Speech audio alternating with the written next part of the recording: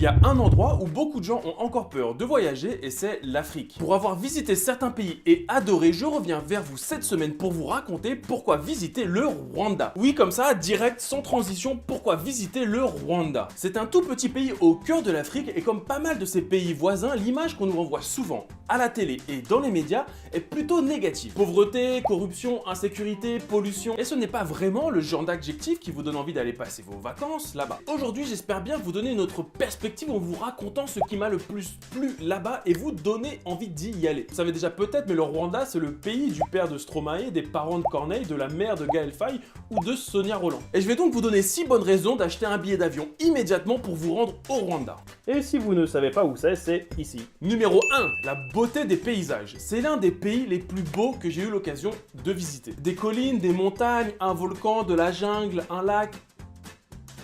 Surnommé le pays des 1000 collines, c'est un peu comme un mille pattes. On te dit qu'il y en a 1000, mais bon, t'es jamais allé vérifier. Là, bam! Gros choc, des collines à perte de vue. Sur un territoire de petite taille, à peu près la même superficie que la Bretagne, vous pouvez avoir accès à 4 régions magnifiques, chacune avec sa particularité. Numéro 2, c'est la région des volcans ou des Virungas avec des sommets allant jusqu'à 4500 mètres. C'est à la frontière avec la République démocratique du Congo et l'Ouganda et c'est l'un des seuls endroits avec ces deux pays où vous pouvez observer des gorilles au dos argenté en pleine nature. C'est aussi la région où on cultive énormément de pommes de terre. Je dis ça pour les curieux. Numéro 3, le parc Akagera à la frontière de la Tanzanie où vous pouvez observer tout ce que vous pouvez imaginer de bêtes sauvages. Des girafes, des buffles, des zèbres, des lions et même des éléphants. Expérience en pleine nature, unique où vous êtes quasiment seul dans la savane pour observer des animaux qu'on a l'habitude de voir qu'à la télé. Et c'est même aménagé pour dormir en plein cœur du parc. Numéro 4, la jungle de Nyungwe. Imaginez une jungle extrêmement dense. Et quand vous la traversez, vous pouvez voir des petits singes au bord de la route. Et vous pouvez même vous arrêter pour faire plusieurs treks en pleine jungle. Dont un où vous avez l'occasion de traverser un pont suspendu à 70 mètres du sol. Je vous cache pas que j'étais pas trop rassuré. Numéro 5, et c'est bien évidemment le lac Kivu. Frontière naturelle avec la RDC, c'est l'un des grands lacs d'Afrique. Vous pouvez facilement aller sur certaines îles de ce lac immense pour observer la nature, admirer des oiseaux rares ou même des vaches qui savent nager. Ouais, moi non plus, j'y croyais pas au début. Et numéro 6, bien entendu la bouffe. Un pays où on peut déguster des brochettes de viande grillée, des frites et de la bière à tous les repas. Moi je dis oui.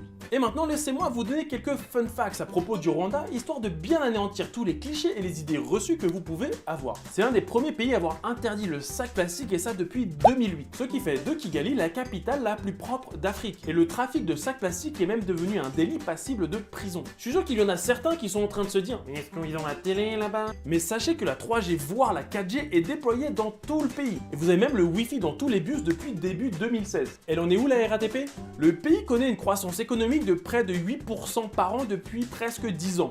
Leur gouvernement connaît la parité homme-femme avec 63% de femmes au Parlement.